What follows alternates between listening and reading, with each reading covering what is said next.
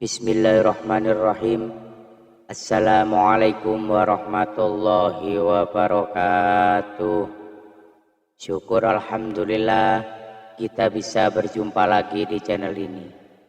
Sholawat dan salam selalu dan tetap tercurahkan kepada junjungan kita baginda agung Nabi besar Muhammad sallallahu alaihi wasallam.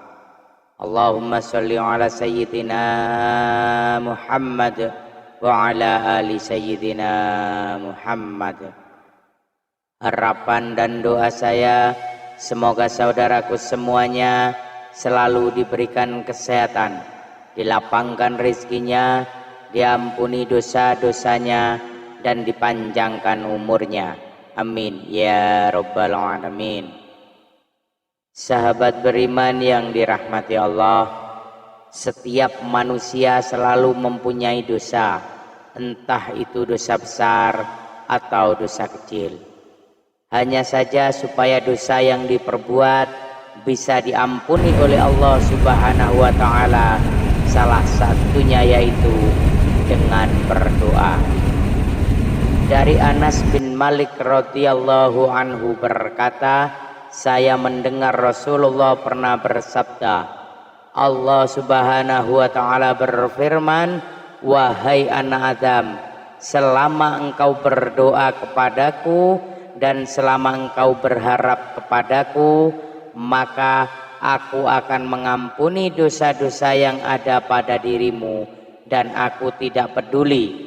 Wahai anak Adam, kalau seandainya dosa-dosamu sangatlah banyak sampai ke awan yang ada di langit, kemudian engkau meminta ampunan kepadaku, maka aku akan mengampuni engkau.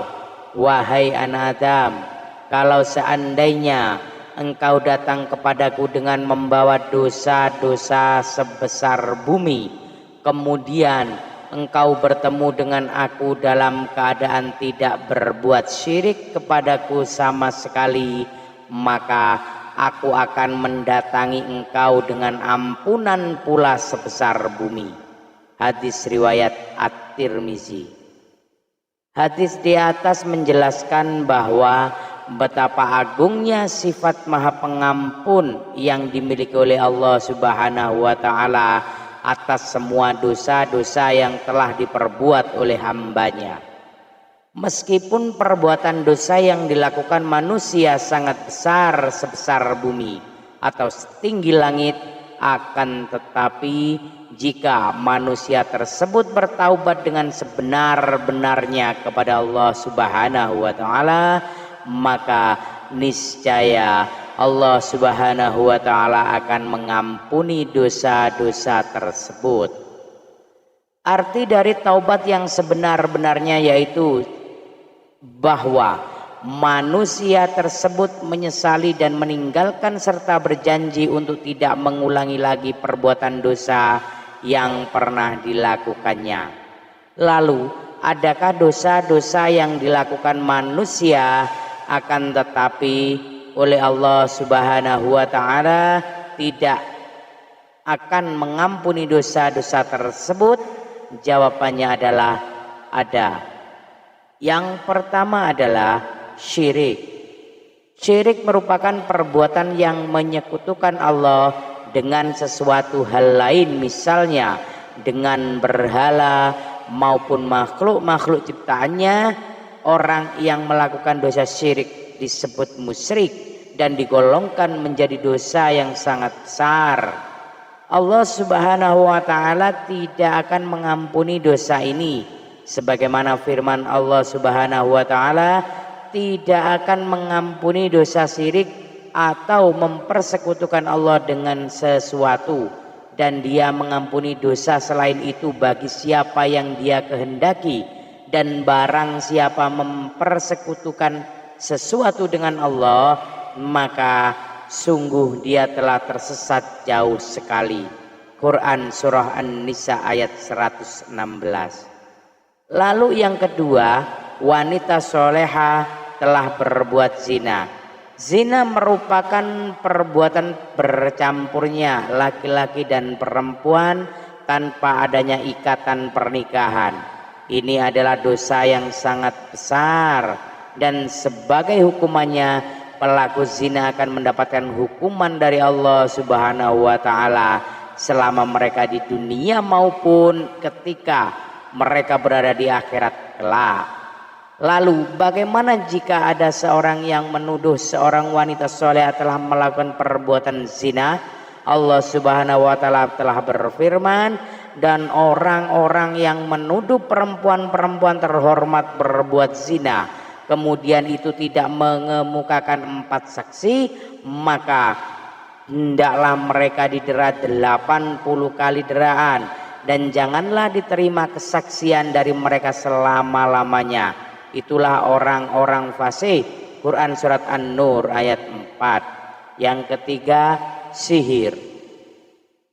Dosa yang tidak terampuni selanjutnya adalah sihir. Sihir tergolong ke dalam perbuatan dosa yang sangat besar, karena sihir adalah salah satu perbuatan setan, dan orang-orang yang melakukannya termasuk ke dalam golongan orang-orang kafir. Allah Subhanahu wa taala berfirman, dan mereka mengikuti apa yang dibaca oleh setan-setan pada masa kerajaan Sulaiman, dan mereka mengatakan bahwa Sulaiman itu mengerjakan sihir, padahal Sulaiman tidak kafir, tidak mengerjakan sihir, hanya setan-setanlah yang kafir mengerjakan sihir. Mereka mengerjakan sihir kepada manusia dan apa yang diturunkan kepada 2 orang malaikat di negeri Babil atau Harut dan Marut. Sedang keduanya tidak mengerjakan sesuatu kepada seseorang sebelum mengatakan, sesungguhnya kami hanya cobaan bagimu, sebab itu janganlah kamu kafir. Maka mereka mempelajari dari kedua malaikat itu apa yang dengan sihir itu mereka dapat menceraikan antara seorang suami dan istrinya, dan mereka itu ahli sihir, tidak memberikan mudarat dengan sihirnya kepada seseorang pun kecuali dengan izin Allah. Dan mereka mempelajari sesuatu yang tidak memberi mudarat kepadanya dan tidak memberi manfaat. Sesungguhnya mereka telah meyakini bahwa barang siapa yang menukarnya kitab Allah dengan sihir itu tiadalah baginya keuntungannya, dan amat jahatlah perbuatan mereka menjual dirinya dengan sihir kalau mereka mengetahui. Quran surat Al-Baqarah. Lalu yang keempat, membunuh jiwa yang Allah haramkan kecuali dengan hak. Maksudnya adalah manusia baik itu muslim maupun non muslim haram untuk dibunuh tanpa adanya alasan yang dibenarkan oleh syariat. Hal ini sebagaimana firman Allah Subhanahu wa taala, dan janganlah kamu membunuh jiwa yang diharamkan Allah untuk membunuhnya kecuali dengan suatu sebab yang benar. Barang siapa yang membunuh seseorang manusia bukan karena orang itu membunuh orang lain atau bukan karena membuat kerusakan di muka bumi, maka seakan-akan ia telah membunuh manusia seluruhnya. Quran surah Al-Maidah ayat 32. Yang kelima adalah memakan harta anak yatim. Memakan harta yang menjadi hak anak-anak yatim dengan cara yang batil adalah termasuk perbuatan zalim, dan itu merupakan dosa yang sangat besar. Sebagaimana firman Allah Subhanahu wa taala, dan berikanlah kepada anak-anak yatim itu harta-harta mereka, dan janganlah kalian mengganti yang buruk dengan yang baik. Jangan mencampurkan harta mereka ke dalam harta kalian.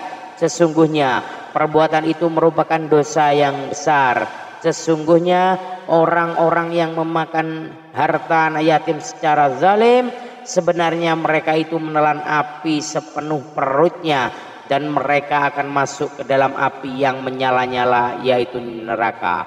Quran surat An-Nisa ayat 10. Kemudian yang keenam, meninggalkan peperangan atau jihad. Para ulama telah sepakat bahwa meninggalkan medan peperangan atau jihad adalah salah satu bentuk perbuatan dosa besar. Allah Subhanahu wa taala juga telah berfirman, hai orang-orang yang beriman, Apabila kamu bertemu dengan orang-orang yang kafir yang sedang menyerangmu, maka janganlah kamu membelakangi mereka atau mundur.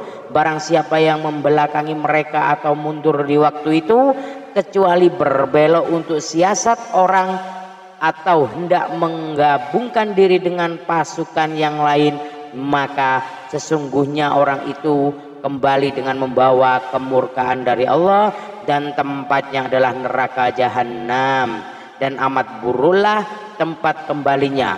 Quran surat An-Anfal ayat 15 dan 16.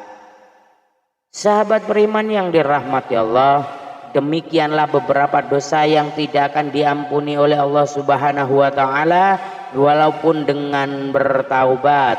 Semoga kita semuanya dijauhkan dari perbuatan-perbuatan dosa tersebut, dan semoga kita dapat menjadi hamba-hamba Allah yang selalu beriman. Amin ya rabbal alamin. Wallahu alam bissawab.